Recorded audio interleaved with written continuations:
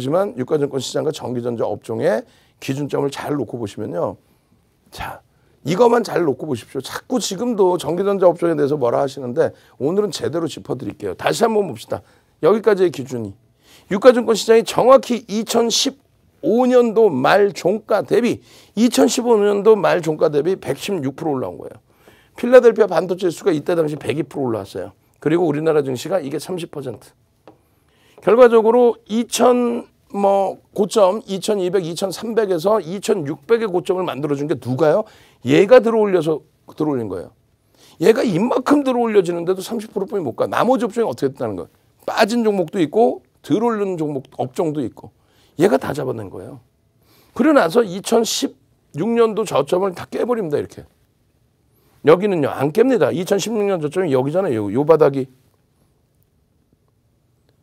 글로벌 시장에서 전기전자 업종, IT 업종만 글로벌 시장에서 계속 강세를 띈 거예요. 거기에 우리나라가 이제 전기전자 업종이 연동이 됐고. 근데 여기가 디커플링이 돼버린 겁니다. 왜 그럴까요? 잘 아시잖아요. 정치적인, 정책적인 불확실성, 미국의 보수당 집권과 우리나라의 진보, 그리고 중국과의 관계, 남북 관계까지 복잡하게 엉켰죠. 정치적인, 또 정책적인 부분까지. 그렇게 되면서 글로벌 시장 대비 디커플링 상태로 빠져버립니다. 그나마도 디커플링이더라도 다른 쪽이 이렇게 올라갈 때 미국 증시의 필라델피아 반도체 지수가 강세를 띨 때 우리가 디커플링이더라도 기본 실적이 뒷받침되니까 깨지질 않아요. 유일하게 전기전자 업종이 안 깨집니다. 여러분 깨졌죠? 잘 보세요. 2300에서 2600으로 올릴 때 누가 올려요? 전기전자 업종이 올린 거예요. 남들이 올릴 수가 없어요. 지금의 기준은. 다시 마찬가지입니다. 이 2600포인트를 넘기는데 요 자락 보시면은 한번 깨졌다 1400까지 내려갔다가 윤정두가 걱정 마세요. 그때 사스 메르스 다 겪어봤는데 정책적으로 부양책이 나올 겁니다. 그러고 나서 돌렸잖아요. 돌렸는데 저고점을 못 넘겨. 저고점을. 이 저고점을 넘겨주는 게 누가 빰 빠바바바밤 얘가 80% 들어올려지면서 넘긴 거예요. 삼성전자가 70%, 하이닉스가 90%, LG화학이 80% 이런 식으로 시가총액 극대형주 특히 IT가 또 자동차가 들어올려지면서 2600에서 3300포인트까지 움직이게 된 거예요. 누가 끌어간 거예요? 얘가 끌어간 거예요. 그때 당시에 자동차 IT와 자동차와 LG화학 못 움직였던 업종군, 여기서 못 움직였던 업종군이 그들은 못 움직이고 그냥 주가 여기 예를 들어 있었다고 치면 거기서 강세를 띠는 게 이제 순환성으로 조선, 철강, 네이버, 카카오. 근데 그들이 지금 여기까지 올라오니까 어떻게 돼? 숨이 헉헉헉헉 하고 있죠. 여기서 이 친구들이 빰치고 이 앞에 흐름을 넘겨놔야만 여기서 장대 양봉의 기준이 잡히는 거예요. 그러면 여러분들은 여태 채널을 잘못 돌리신 거죠. 왜? 채널 돌리면 뭐라 그래? IT 못 가고요. 다른 거 가요. 최근 들어서 가장 힘드신 게 뭐예요? 아니 미국 증시 가는데 우리나라는 약보합이야. 미국 증시 가는데 우리나라는 0.9% 빠져. 아시아 증시까지도 가는데 우린 빠져. 그러니까 쓸데없이 말 같지도 않게 아유 중국이 빠져서 빠진다. 확 그냥 막 그냥. 중국이 오늘은 플러스예요. 연동됐습니까? 항생이 오늘 2% 터졌어. 연동됐냐고. 우리나라만 오늘도 유독 약세인데 왜? 삼성전자 약보합이었거든. 에이 삼성전자. 시가총액 비중이 20%가 넘어요. 전기전자 업종의 시가총액 비중이 33%가 넘습니다. 3분의 1이에요. 그들이 못 갔는데 남들이 간다고? 그렇게 가서 하니까 여기서 헉헉헉. 왜? 포스코가 계속 갈 것 같았잖아요. 앞으로 못 가라는 얘기가 아니라 41만 3천 원쯤이니까 어때요? PER이 10배 수준인데요. 철강이 PER이 10배다. 이건 아니지. 그럼 못 가야 되냐? 아니죠. 시장의 지수가 4,000포인트로 업이 되면은 그때 갈 수 있다는 거예요. 더. 네이버 카카오가 영업이익이 1조 1,7천억인데 시가총액이 70조 75조야. 순이익이 14조짜리가 86조인데 하이닉스가. 그래서 그들이 가야 된다는 얘기예요. 전기전자 업종이 조금만 가져도 돼. 요거 80% 오를 때 40% 올랐잖아요. 그럼 전기전자 업종이 삼성전자가 그냥 간단한 논리로 9만 원 가면은요. 시장은 3,700, 800에 갑니다. 계산해보면 나와요. 수치 계산을 해보면. 삼성전자가 9만 원 가는 게 잘 생각해보세요. 8만 원대 초반이었잖아. 지금 눌려있는 거고 과도하게. 8만 원 초반에서 9만 원 가는 거 10%면 가요. 아니 70%도 올랐는데 10%못 올릴까 봐? 이 엄청난 실적에서? 그러면 10% 올릴 때 그 양봉의 크기가 그 이후에 한 번 더 움직여서 10만 원 가면요. 지수 4천 넘깁니다. 아니 농담하는 게 아니라 그래 봐야 3,300 고점이라고 잡으면 700포인트 해봐야 20%뿐이 안 돼요. 이게 40% 올라온 건데 20% 왜 못 올라간다고 생각하세요? 막연하게 안 된다 뭐 이런 개념 잡지 말고 명확하게.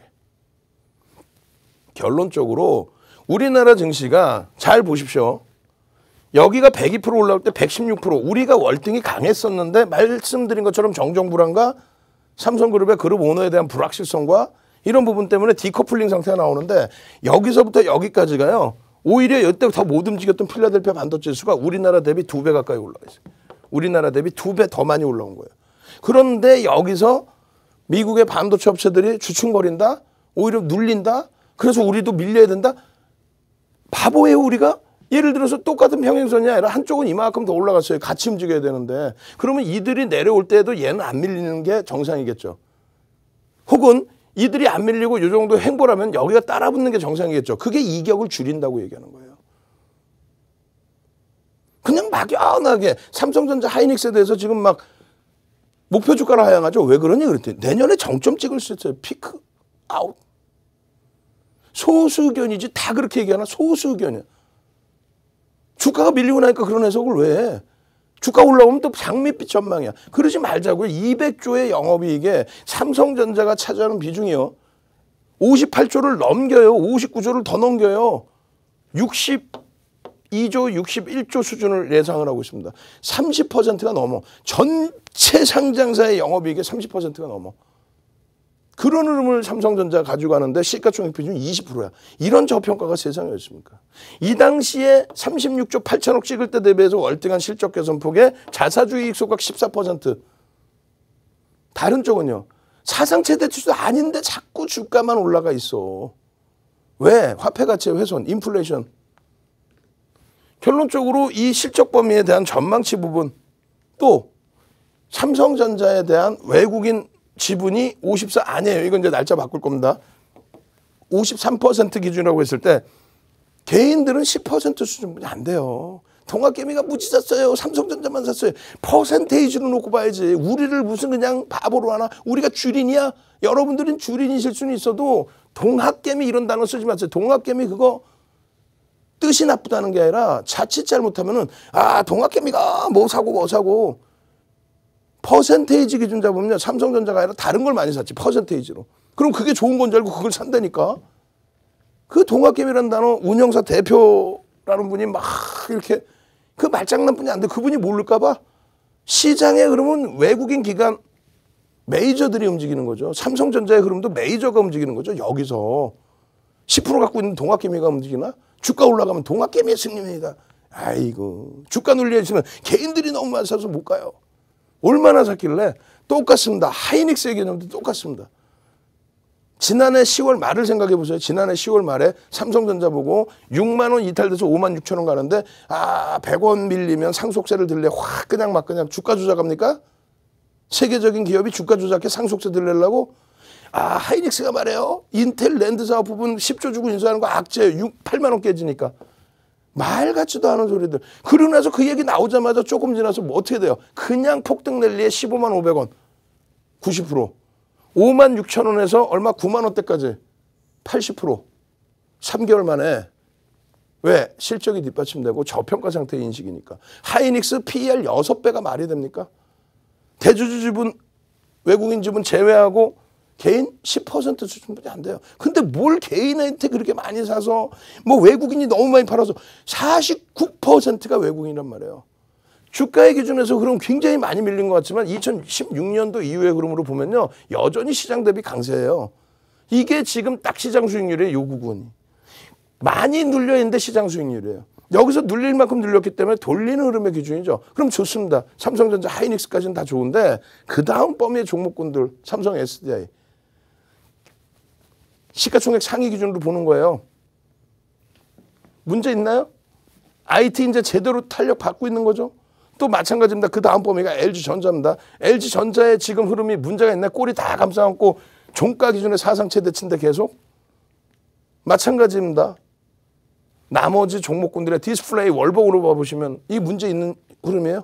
그 강력한 시세를 내주고 난 이후의 흐름인데, 강력한 시세를 내주고 난 이후 그 흐름인데, 그러면 삼성전자, 하이닉스만 못 갔다는 거야. 원래 그들이 앞장서 가야 되는데 왜?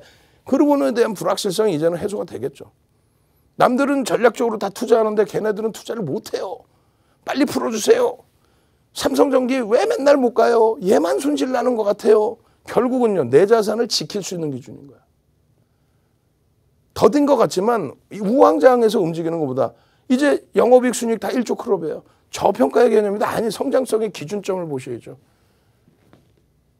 이러한 흐름들을 가지고 가셔야 돼. 오늘 23시 10분에 유튜브에 윤정도의 주식 투시경에서 전기전자 업종 제대로 전략 잡아드립니다. 그렇게 해서 여러분들이 원하시는 이 수익을 가져가는 거예요. 전기전자 업종이 약하다고 거짓말쟁이들. 요 구간을 받겠지, 요만큼만. 전체를 보셔야죠. 그렇게 해야만